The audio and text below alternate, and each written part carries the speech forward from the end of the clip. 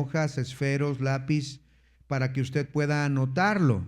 Yo le recomiendo que se compre una libreta y anote todas las lecciones que vamos a estar dando. Usted va a aprender mucho, usted va a poder aprovechar su venida a la iglesia y va a ver usted que va a aprender mucho más si anota lo que vamos a estar enseñando. Entonces, la serie de lecciones durante las siguientes semanas, aproximadamente 13 semanas o un poquito más, estaremos viendo esta serie de lecciones. Y esta lección, ¿cómo dijimos que se llama? Listos para partir. Vamos a orar. Cierren sus ojos, inclinen su rostro, vamos a orar. Padre bendito, gracias Señor te damos por la oportunidad que nos das de reunirnos en este lugar para aprender de tu palabra.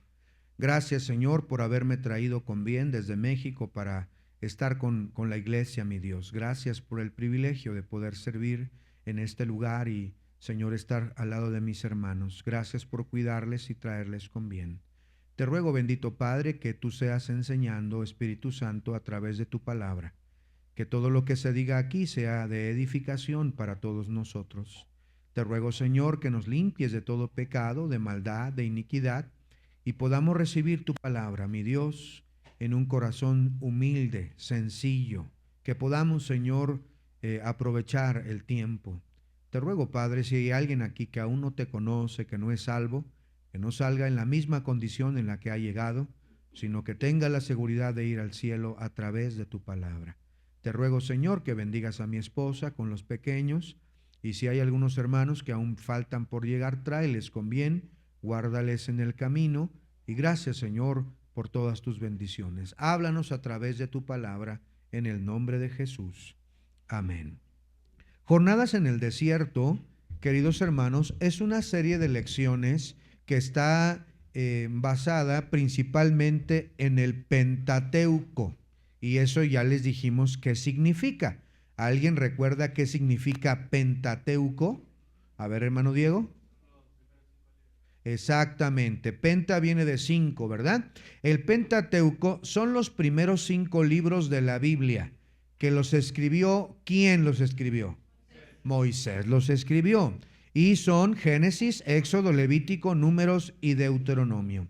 Jornadas en el desierto, como el título de la serie de lecciones mismo lo dice, comienza en el Éxodo. Cuando terminemos esta serie de lecciones podremos estudiar el libro de Génesis con más detenimiento. Pero esta serie de lecciones trata, queridos hermanos, acerca del pueblo de Israel y su estancia en el desierto. Recuerden que el pueblo de Israel estuvo en el desierto camino a la tierra prometida. La mayoría de los que hemos tenido más de un año de cristianos o de salvos o de asistir a una iglesia, hemos escuchado acerca de el Pentateuco. Hemos escuchado cosas. Por ejemplo, hemos escuchado de Moisés. ¿Qué hizo Moisés? Alguien que me diga, nada más para tener ideas ahí de toda la congregación. ¿Quién era Moisés? ¿Qué hizo? ¿Alguien recuerda algo que sucedió con Moisés? ¿Alguna palabra? A ver, hermano Byron. Abrió el mar rojo. Muy bien, exactamente. ¿Qué más? ¿Qué más sucedió? ¿Qué más sucedió? ¿Ya está prendido? Liberó a los esclavos. Muy bien. ¿De dónde estaban los esclavos? ¿Dónde estaban? En Egipto. ¿Qué más hizo Moisés, por ejemplo? ¿Qué más? Habló con una zarza ardiente, ¿verdad? Muy bien. ¿Qué más aparece ahí? ¿Qué más? A ver, Daniel, ahí atrás. Las plagas, exactamente. ¿Dónde estaban las plagas? ¿Dónde cayeron o qué pasó ahí? Bueno, pues fue en Egipto, ¿verdad? Y vamos a estudiar todo eso que ustedes ya tienen ideas, han escuchado historias acerca del pueblo de Israel, acerca de Egipto, acerca de todo eso. Ustedes pueden estudiarlo en esta serie de lecciones. Así que en esta serie de lecciones vamos a tener una panorámica acerca del pueblo de Dios en el desierto, camino hacia la tierra de Canaán y toda esa historia. ¿Y por qué vamos a estudiar eso? Bueno, porque la Biblia dice que las cosas que se escribieron antes para nuestra enseñanza se escribieron, a fin de que por la paciencia y la consolación de las Escrituras tengamos esperanza. Y vamos a sacar lecciones importantes para nuestra vida práctica, para nuestra vida diaria. No solamente se trata de conocimiento de historias, de conocimiento bíblico, sino también de las lecciones espirituales que estaremos estudiando para nuestro provecho espiritual, para nuestro crecimiento espiritual. Entonces, esta lección específicamente de Listos para Partir presenta una panorámica completa de esta serie de lecciones. Tratará como tal, en las siguientes lecciones vamos a ver esos detalles que les acabo de mencionar, ¿verdad? Así que vamos a entrar de lleno a esta lección. Anote, por favor, número 1 romano, número 1, la estadía en Egipto.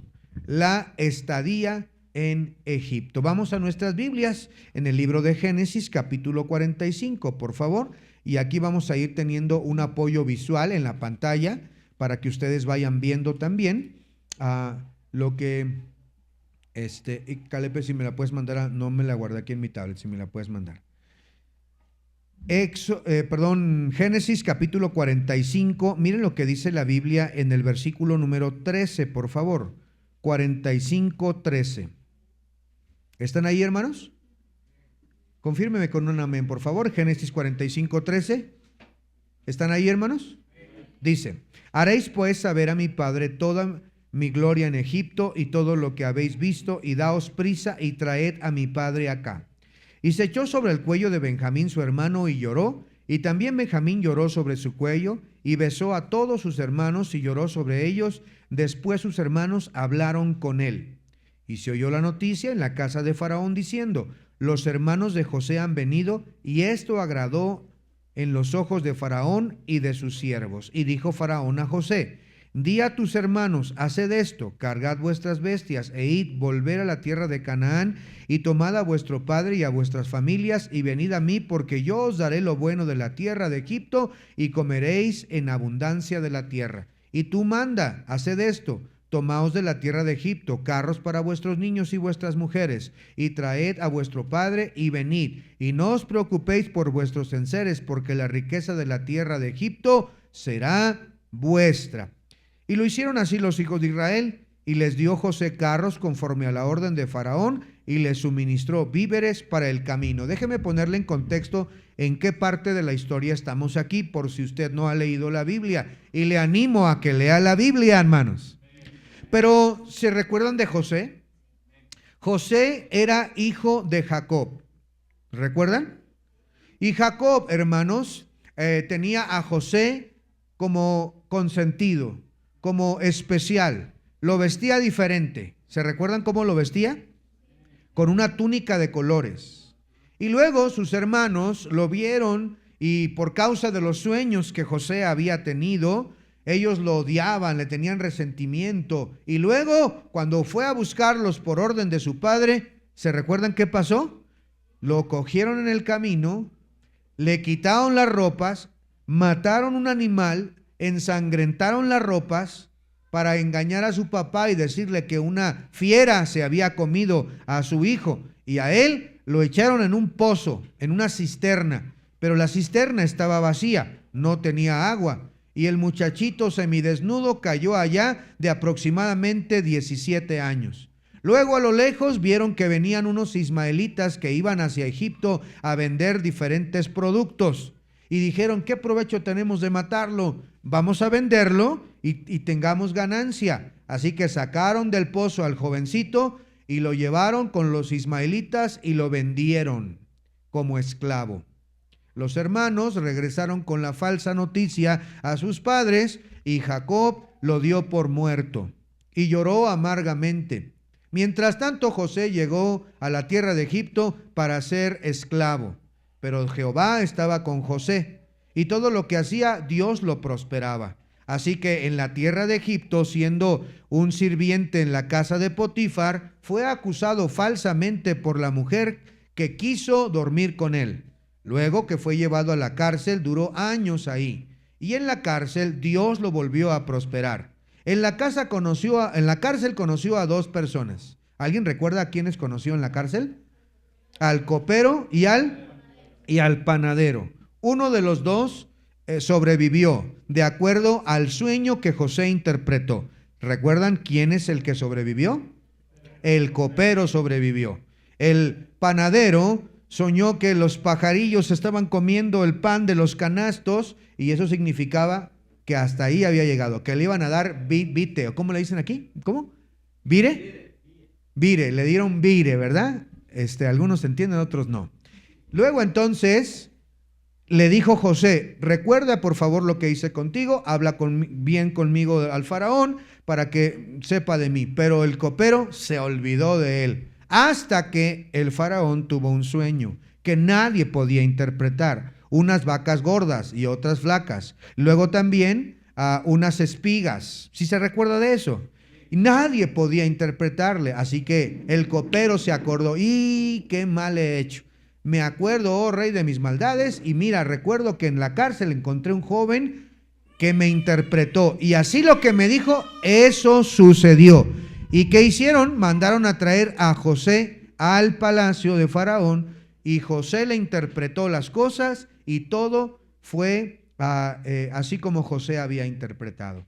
Pero el faraón había prometido que él daría su anillo y el segundo cargo en el imperio, el que pudiera interpretar. Así que José, después de haber sido esclavo por mucho tiempo, llegó a ser el segundo o el primer ministro del gran imperio de Egipto.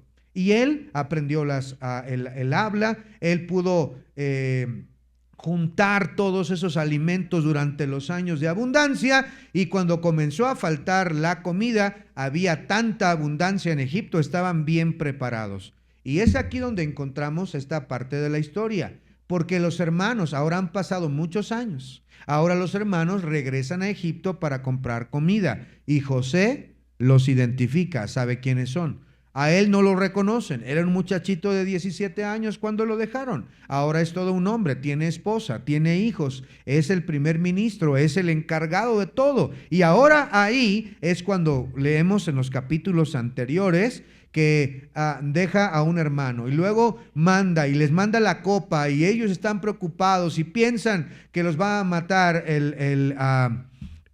señor de Egipto. Ellos no saben hasta que en este capítulo se revela y les dice: yo soy José. Ustedes pensaron hacer mal contra mí, pero Dios lo encaminó a bien, para hacer bien a todo el pueblo que vemos ahora. Así que vayan por mi padre y traigan las familias y vénganse a vivir conmigo. Y Faraón le gustó la idea porque era un hombre de bien. José era un hombre irreprensible, un hombre lleno del Espíritu Santo, guiado por Dios, honesto. Y luego entonces manda los carros Faraón para traerse a toda la gente que estaba en Canaán hambrienta, y llega al encuentro con su padre. Y ahora dice Jacob: ahora sí ya puedo morir en paz, ahora sí ya tengo aquí, ¿verdad? Puedo terminar mis años en paz. Mire por favor capítulo 46, por favor capítulo 46, lo que dice el versículo 1. Salió Israel con todo lo que tenía y vino a Beerseba y ofreció sacrificios al Dios de su padre Isaac. Y habló Dios a Israel en visiones de noche y dijo: Jacob, Jacob. Y él respondió: heme aquí. Y dijo: yo soy el Dios de tu padre. No temáis en descender a Egipto, porque allí yo haré de ti. ¿Qué haré de ti? Dice ahí: una gran nación. Y descenderé contigo a Egipto, y yo también te haré volver, y la mano de José cerrará tus ojos. Y se levantó Jacob de Beerseba, y tomaron los hijos de Israel, su padre Jacob, y a sus niños y a sus mujeres en sus carros de Faraón habían enviado para llevárselos. Y tomaron sus ganados y sus bienes que habían adquirido en la tierra de Canaán, y vinieron a Egipto, Jacob y toda su descendencia consigo. Sus hijos y los hijos de sus hijos consigo, sus hijas y los hijos de sus hijas, y toda la descendencia trajo consigo a Egipto. Y ahí después nos relata en Génesis todas las personas que vinieron a Egipto. Mire, adelántese por favor hasta el versículo número 26. Todas las personas que vinieron con Jacob a Egipto, procedentes de sus lomos, sin las mujeres de sus hijos de Jacob, todas las personas fueron 66. Y los hijos de José que le nacieron en Egipto, 2 personas. Todas las personas de la casa de Jacob que entraron en Egipto fueron 70. Y aquí, queridos hermanos, podemos ver entonces que después de su estadía, José entonces, de su estadía de José, manda a traer a toda su familia a un reencuentro con su padre. Qué hermosa escena debió haber sido. Puede imaginarse que un padre que daba por muerto a su hijo por muchos años, ahora lo ve como el príncipe de Egipto, ahora lo ve como la persona más importante después de Faraón, y lo puede tocar, lo puede abrazar y darle gracias a Dios por ello. Bueno, pues ahora los israelitas en Egipto llegan, hermanos, estas 70 personas aproximadamente, Jacob, José y todas sus familias salen de Canaán y se establecen ahí en Egipto. ¿Cuánto tiempo estuvieron? Estuvieron un tiempo aproximado de 430 años. Después, hermanos, entonces el pueblo comenzó a crecer y crecer y crecer y vivían separados. ¿Por qué razón vivían separados? Bueno, porque Faraón y el pueblo de Egipto tenía como abominable a los pastores de ovejas. Y como los israelitas eran pastores de ovejas, entonces les dio la tierra de Gosén, allá aparte. Y todos ellos comenzaron a crecer, a desarrollarse. Dios tenía un plan para ello. Todo lo que sucede en la vida del Hijo de Dios tiene un plan, tiene un propósito. Todo nos ayuda bien. No podemos dejar al azar o a la suerte, pensando, es que me tocó mala suerte, es que así me salió. No, Dios está en control de todo, hermanos. Todo lo que sucede está en control de Dios. Y exactamente fue lo mismo que sucedió en el caso de José y su familia. Vea por favor Éxodo 12:40. Éxodo 12:40. Mire lo que dice ahí la Biblia. Éxodo 12:40. Dice la Biblia: el tiempo que los hijos de Israel habitaron en Egipto fue... Estamos en Éxodo 12:40. El tiempo que los hijos de Israel habitaron en Egipto fue 430 años, y pasados los 430 años, en el mismo día, todas las huestes de Jehová salieron de la tierra de Egipto. Letra A, anote por favor ahí, letra A, propósito. Propósito. Existieron por lo menos 2 factores en particular, hermanos, 2 factores en particular por los cuales a Dios les permitió esos 430 años. Vea por favor ahí en la presentación que tenemos preparada, en la tercera hoja, la incubadora inesperada, así le llamamos, ¿verdad? La incubadora inesperada. 430 años duraron ellos en Egipto, con 2 propósitos principales. La primera de ellas, hermanos, fue un lugar para el desarrollo de esta gran familia.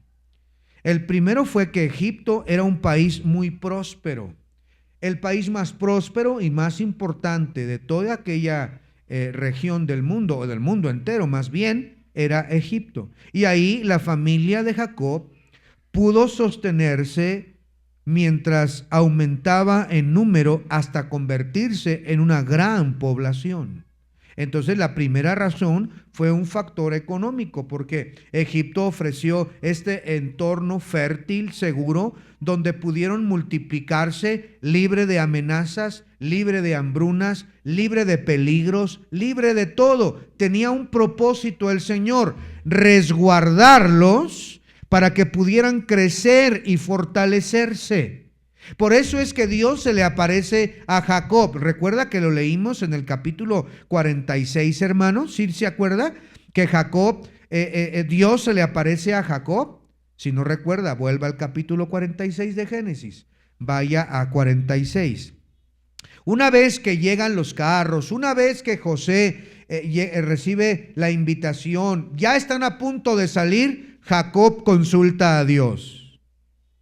Mire lo que dice. Estamos en Génesis 46. Salió Israel con todo lo que tenía y vino a Beerseba y ofreció sacrificios al Dios de su padre Isaac. Y habló Dios a Israel en visiones de noche y dijo: Jacob, Jacob. Y él respondió: heme aquí. Y dijo: yo soy el Dios de tu padre. No temas de descender a Egipto, porque allí yo haré de ti una gran nación. Entonces, antes de irse a Egipto, Dios, hermanos, Jacob consulta a Dios y Dios le responde. Una decisión importante siempre debe ser consultada con el Señor, hermanos. Era cambiarse de lugar, era dejar la tierra que habitaban en Canaán, era dejar todas esas tierras y emprender un largo camino a una tierra que no era la de ellos, a unas costumbres que no eran las de ellos, a un lugar que hablaban un idioma diferente, cosas distintas, un cambio completamente radical. Y es aquí donde Dios, hermanos, le habla y le dice: no temas, ese es mi plan. Y cuán importante es consultar a Dios, hermanos, en nuestros planes. Si me voy a cambiar de domicilio, inclusive, Dios tiene que estar a favor de ello. Dios tiene que darnos, hermanos, su dirección. ¿Cuántas malas decisiones no tomamos por no consultar a Dios? Porque nos creemos bien inteligentes, capaces, nos creemos experimentados, y a veces que la decisión de moverte o la decisión de cambiar de trabajo o la decisión de cambiar de lo que tengas que hacer no era la voluntad de Dios y nos metemos en unos grandes problemas. Mire, por ejemplo, a Ruth. ¿Se recuerdan de la historia del libro de Ruth? Había una mujer que se llamaba Noemí. ¿Cómo se llamaba su esposo? ¿Alguien recuerda de su esposo? Exactamente, Elimelech. ¿Y qué pasa? Hay hambrita tantita en Israel, ¿y qué deciden hacer? Vámonos con los moabitas. Y allá murió el esposo y murieron los hijos, Elión y Quelión. Murieron. Y se quedó viuda, sin nada. Y regresó peor de lo que se había ido, porque no era la voluntad de Dios, hermanos. Ahora, todas las cosas nos ayudan a bien. Por eso le digo que en el caso de Jacob, él consulta a Dios, Dios le contesta claramente: yo descenderé contigo a Egipto y yo también te haré volver, y la mano de José cerrará tus ojos. Y así que Dios tenía un propósito, dos propósitos principales. El primero, dije, es el resguardo económico, pero también el segundo de ellos, o el segundo propósito que podemos ver, es que el pueblo de Dios viviría continuamente separado de la gente de aquel lugar, dado que eran pastores de ovejas. Mire por favor Génesis 42:34. Voy a pedirle al hermano Byron que lo lea. Génesis 42:34. Génesis 42:34. ¿Lo lees, hermano, por favor?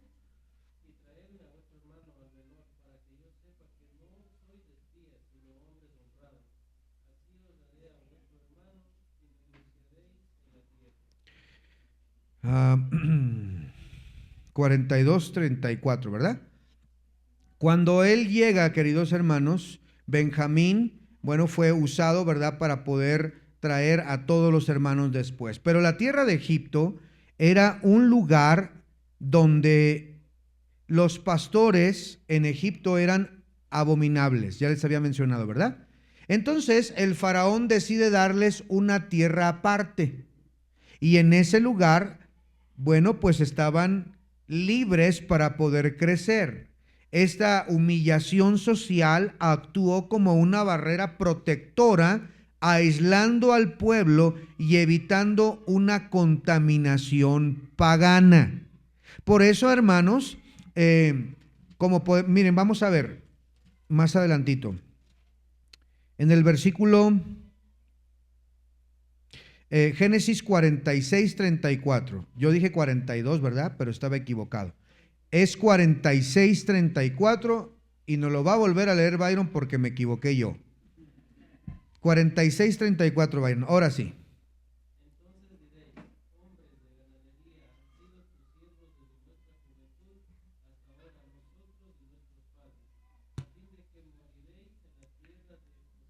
Gosén.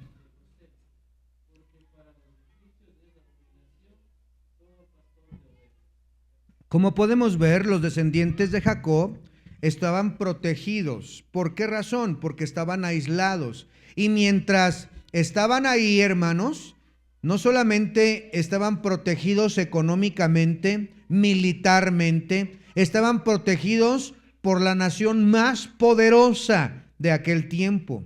Tenían todo lo que necesitaban, pero al mismo tiempo, al ser pastores de ovejas, estaban aislados geográficamente en la tierra de Gosén para que pudieran estar libres de la influencia de los egipcios, para que ellos no influyeran en sus dioses, todos los dioses falsos que tenían los egipcios. Así que pasados los 430 años, hermanos, Israel no era idólatra hasta ese momento. Israel había sido próspero hasta que se levantó, ¿verdad? Ustedes saben, un rey que no conocía a José.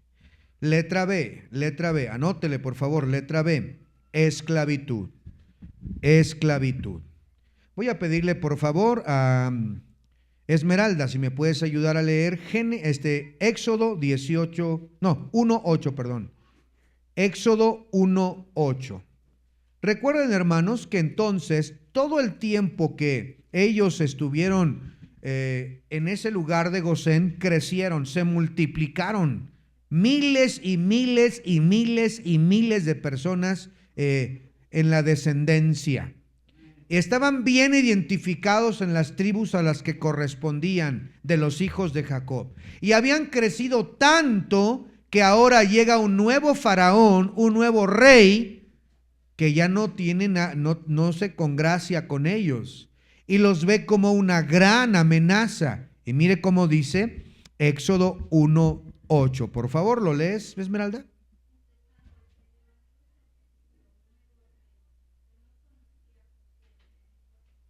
Gracias. Un nuevo rey que no conocía a José.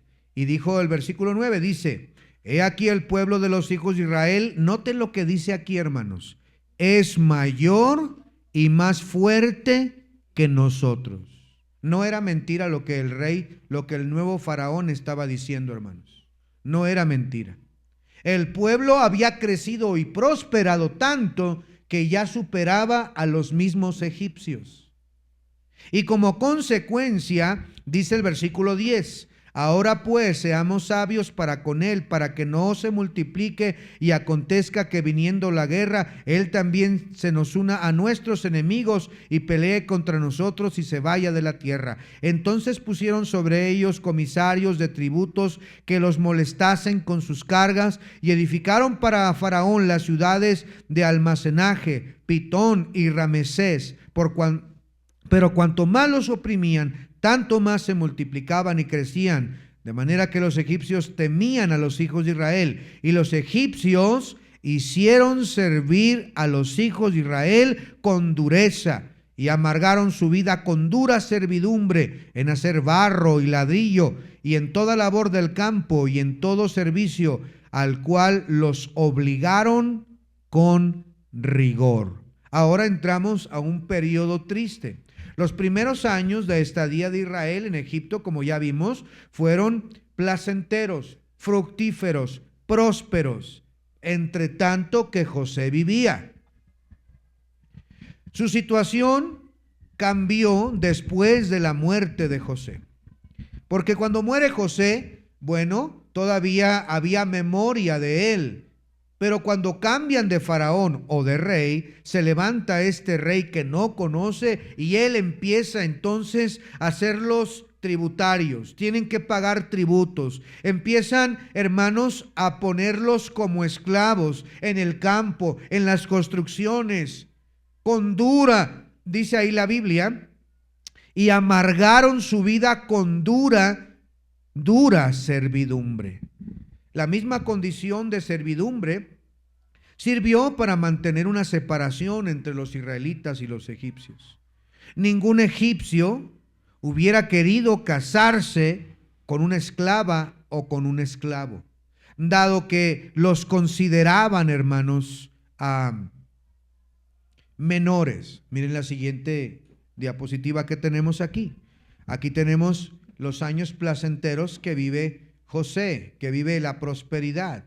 Pero luego tenemos cambio cuando el rey de Egipto o el faraón llega a tomar cargo y los hace esclavos, y entonces ahora hay una gran esclavitud. Pero esta esclavitud, aún ahí, tenía un plan de parte de Dios. Todas las cosas nos ayudan a bien. ¿Y qué sucedió? Bueno, como ya mencionamos, dos funciones principales. La primera de ellos era una protección étnica, lo cual significa que no hubo una mezcla entre los egipcios y los israelitas, de tal manera que podían mantener su identidad, no podían mezclarse, y esto lo permitió la esclavitud. Al mismo tiempo generó la angustia, el deseo impetuoso de poder ver a Dios obrar en su vida. Cuando el número de los israelitas crece, Faraón toma una decisión cruel, despiadada. ¿Qué hace? Manda a asesinar a todos los niños nacidos a varones. ¿Recuerda eso? Bueno, él dice, bueno, miren, déjenme les digo algo. Cuando las hebreas tengan un parto, recuerden que no había ultrasonidos, no había revelación de sexo. ¡Ah! Que azul y que, ¿verdad? Todo eso. No había nada de eso, hermanos. Y nada de que la panza es picuda es niño, la panza es aplanada o gorda alrededor es niña. No, hermanos. No había manera de saber si era niño o niña. Así que cuando los niños, hasta que saliera aquí, entonces podían saber el sexo del niño. Y si era niño o varón, entonces tenían que asesinarlos. Y una de las maneras en la que lo hacían era tirarlos al río, hermanos.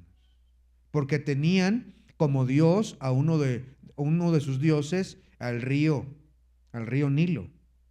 Y los tiraban. Tenían esa costumbre de tirarlos, ¿verdad? Y ofrecérselos allá a sus dioses. Pero gloria a Dios, aquí viene la historia de Moisés, que su madre, al verlo niño hermoso, lo escondió por unos cuantos meses. Y ya no pudiendo esconderlo más, hizo esa pequeña arquilla de juncos y la calafateó y la puso en el río. Y su hermana observaba a lo lejos qué había de pasar a su hermanito. Cuando llegó, la hija de Faraón junto con sus doncellas habían venido al río a bañarse, a pasar un tiempo. Y cuando encontraron, el niño lloraba, y al verlo lo vieron hermoso, y ellos dijeron, de los hebreos es este niño. Y Dios, teniendo misericordia porque tenía un plan para ese bebé, fue educado y criado como hija del faraón. Y dice la palabra de Dios, ¿verdad?, que Moisés fue educado, fue crecido en todo ello. Y cuando creció y vio que un egipcio estaba maltratando a uno, bueno, el Señor puso en su corazón, tal vez en su carne, no lo sé, fue ahí a querer defenderlo y asesinó a un egipcio, y lo escondió. Pero lo estaban viendo otros hebreos. Y otro día, ¿por qué están peleando? Ustedes son hermanos, ¿qué? ¿Me vas a matar como al egipcio aquel que mataste? Y todo se descubre, y ahí podemos ver la huida de Moisés. La cantidad que salió de Egipto, se da un número. Mire, vamos a Números 1:46. Números 1:46. Estamos hablando de jornadas en el desierto, listos para partir. Bajo el número 1, la estadía en Egipto. Letra A, el propósito. Letra B, la esclavitud. Vea por favor en Números 1:46. ¿Están ahí, hermanos? Fueron todos los contados 603,550. Otra vez, 603,550. ¿Quiénes eran ellos? Dice ahí, ve usted el versículo número 45, y todos los contados de los hijos de Israel por las casas de sus padres de 20 años arriba, todos los que podían salir a la guerra en Israel, nos da un número, 603,550. Esta cantidad solo habla de 20 años para arriba y que eran soldados o guerreros, 20 años para arriba. No se nos da el número de los niños, ni tampoco de los de menos de 20 años, pero si pudiéramos hacer un cálculo aproximado, poniendo algunas cuantas mujeres, quizá un 70% de los soldados ya hayan tenido esposa, y quizá una gran cantidad eran menores de 20 años y no fueron considerados en este conteo, pudiéramos probablemente decir que puede superar los 2 millones de personas. No solamente soldados, sino también menores de 20 años. No solamente eso, todas las mujeres y todos los niños. Los estudiosos han dado un número aproximado de 2 millones de personas, algunos inclusive 2,5 millones, que salieron de Egipto cuando Dios obró en su momento. Imagínense cuánta cantidad de personas, mucha más cantidad que todo Cuenca. Cuenca tiene aproximadamente unos 600,000 habitantes, 700,000 habitantes, quizá 800,000 habitantes, pero ni 1 millón llega, ni a 1 millón. Ahora imagínense entre 2 y 2 millones de personas, 2 o 2,5, muchísimo. Letra C, vamos adelante, letra C. Letra C, preparación de Moisés. Preparación de Moisés. Israel necesitaba un líder fuerte, un líder que pudiera guiarlos si es que iban a salir de Egipto, de la nación más poderosa, como ya lo he mencionado. Así que con mucha anticipación, Dios había preparado a una persona. Esa persona se llamaba Moisés. Miren, me faltó presentarles, hijos, si me haces favor de poner ahí el milagro demográfico. El milagro demográfico, ¿sí lo vieron aquí? Una sola familia entran en Egipto y se extienden aproximadamente, vean ahí, les pusimos los datos, si usted quiere verlos ahí, más tantas mujeres, más los niños, y ahí tenemos 2,5 millones de personas. Por eso es que se veían superados los egipcios al ver a tantas personas, tantos soldados, tanta prosperidad, y ahí lo vemos. Ahora sí, vamos a la siguiente diapositiva.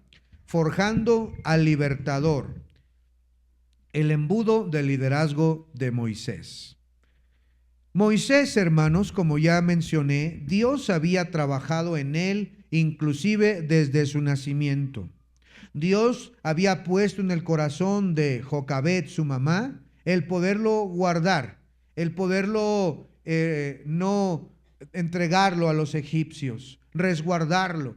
Era dentro del plan de Dios que en ese río fuera en la pequeña arquilla. Era dentro del plan de Dios que fuera educado en la mejor universidad de su tiempo, la de los egipcios, que aprendiera su idioma, que desarrollara habilidades, capacidades. Usted puede imaginarse el nivel de educación que se recibía de parte del faraón para con la hija o los hijos de la realeza. No era cualquier educación, eran entrenados en todos los sentidos, en idioma, matemáticas, ciencias, en literatura, inclusive en combate. Eran entrenados en combate, en oratoria, en tantas cosas, porque Moisés podía ser considerado también parte de la descendencia real, aunque era adoptado, pero tenía que recibir la misma educación. ¿Con cuántas riquezas no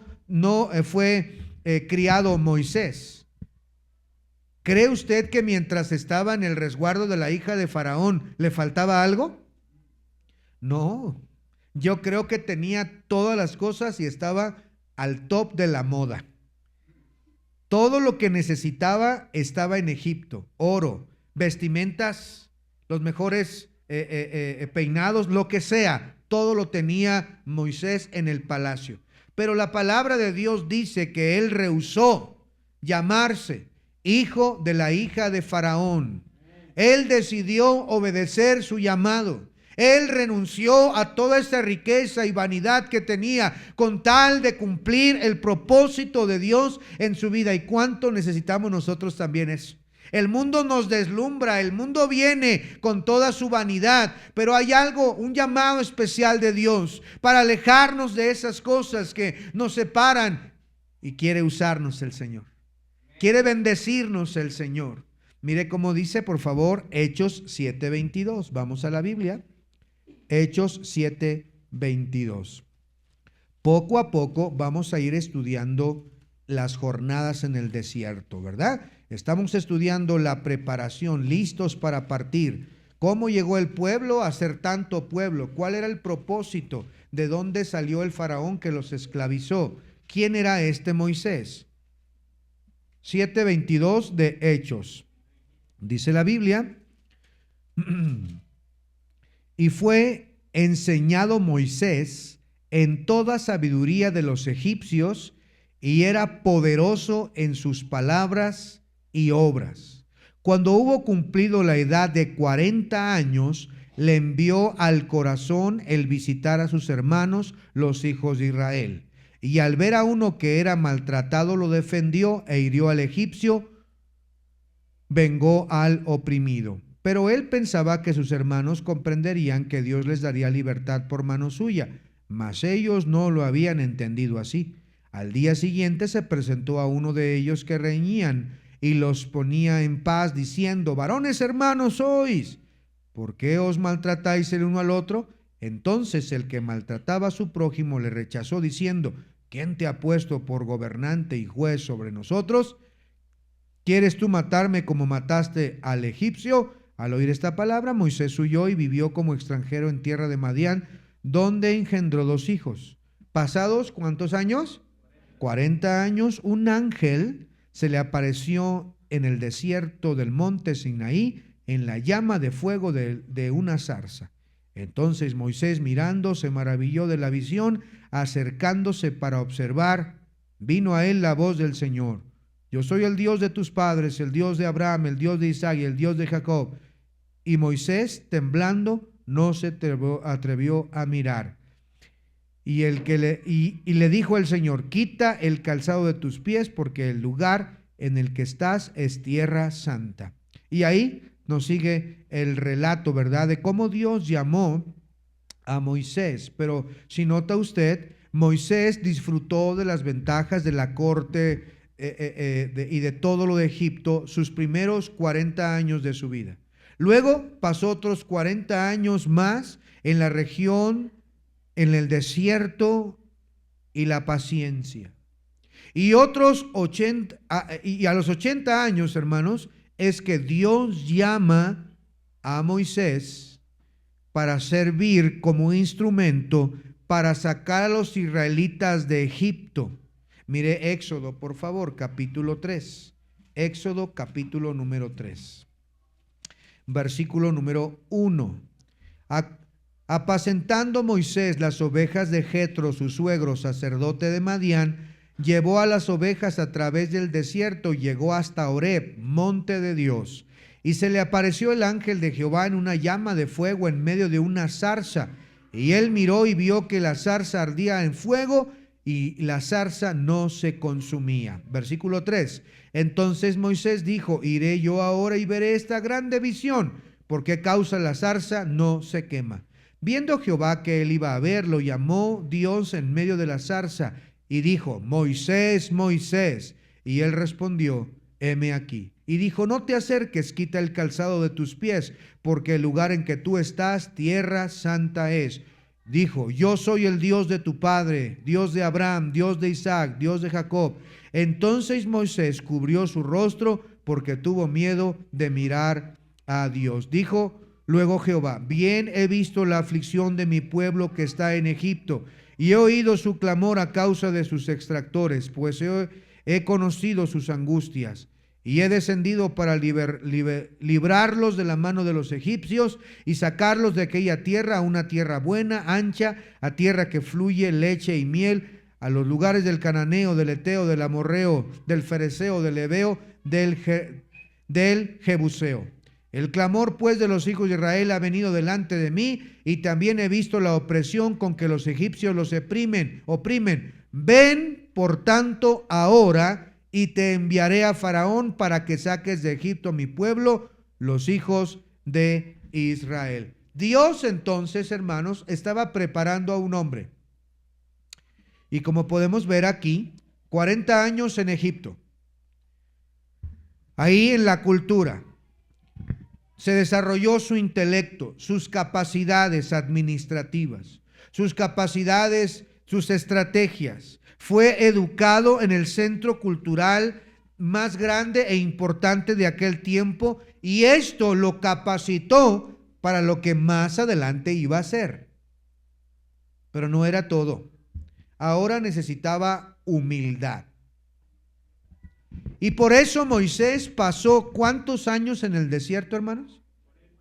40 años en el desierto, en humillación. Quizá ya tenía todo el conocimiento, quizá ya poseía las estrategias, las matemáticas, quizá ya tenía todas aquellas cualidades humanas para poder dirigir a tan grande pueblo, pero aún faltaba que Dios trabajara en su corazón, que Dios le diera esas capacidades espirituales. Por eso, hermanos, es que él estuvo 40 años en Madián recibiendo humildad, humillación. Él aprendió a pastorear ovejas. Nunca había pastoreado ovejas.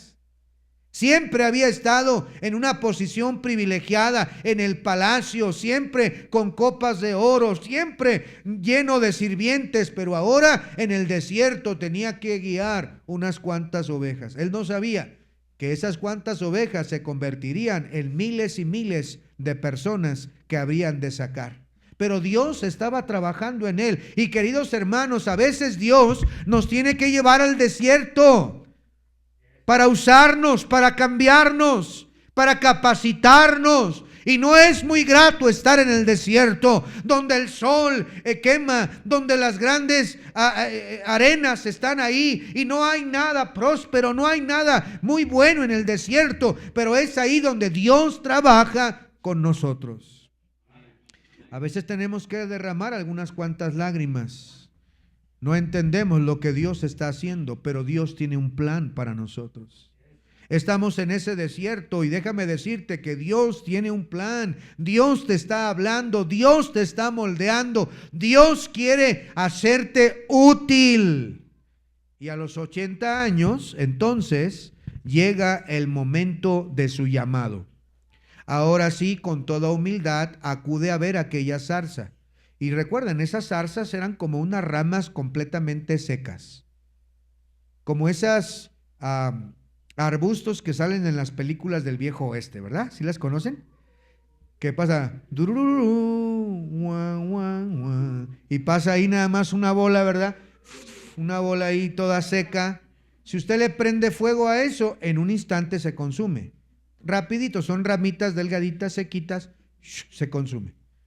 Moisés había visto muchas veces eso, porque era común que en el desierto hubiese zarzas que ardían y rápido se consumían, pero una en particular, el fuego santo de Dios que permanecía, llamándolo: Moisés, Moisés, quita el calzado de tus pies. Y ahí recibe el llamado de Dios, el llamado perfecto de nuestro Dios. Y luego, hermanos, podemos ver que cuando él llega, entonces atiende esos rebaños. Su suegro aprendió lecciones de humildad, lecciones de paciencia, y a esos 80 años es que Dios lo usaría para sacar a los israelitas del éxodo. Moisés respondió a regañadientes al principio al llamado de Dios: Señor, yo no sé hablar. Señor, ¿por qué no mandas a Aarón? Oye, Señor, por favor. Hasta que Dios trata con él y le dice: quiero que vayas, yo quiero que tú seas un instrumento divino. Número 2, anótele por favor. Número 2 romano. Bajo la letra A vimos, bajo el número 1 vimos letra A, letra B y letra C. Ahora vamos al número 2 romano. La ruta de la jornada. La ruta de la jornada. Número 2, perfecto. La ruta de la jornada. Israel salió de Egipto, de la ciudad de Ramesés. Ramesés. Vea por favor en Éxodo 12:37. Ya vamos a terminar. Éxodo 12:37. La siguiente semana veremos la segunda parte de esta lección. Éxodo 12:37. Dice la Biblia: partieron los hijos de Israel de Ramesés a Sucot, como 200,000 hombres de a pie, sin contar los niños. Entonces, de allí fueron al sudeste hacia Sucot. Luego se dirigieron a Etam, donde encontraron el obstáculo del agua, que no había agua. Milagrosamente, Dios les abrió un camino a través de esa jornada. Después de cruzar el Mar Rojo, los israelitas se dirigieron hacia el sur. Aparentemente se mantuvieron cerca del Mar Rojo, a un lugar como a 100 millas al sur, al lugar por donde cruzaron. De ahí se adentraron hacia el monte Sinaí. Vean por favor la ruta del Éxodo, la siguiente imagen, la ruta del Éxodo. La ruta del Éxodo. Muy bien. Entonces parten de Ramesés, en la parte de arriba, aunque la flecha está al revés. Después vemos a Sucot y luego llegan a Etam. Y en Etam el campamento enfrenta esa gran barrera, el obstáculo del agua. En Etam el pueblo se queda atrapado, ¿verdad? Ahí el ejército de Egipto se arrepiente y dice: ¿qué hicimos? ¿Por qué los dejamos ir?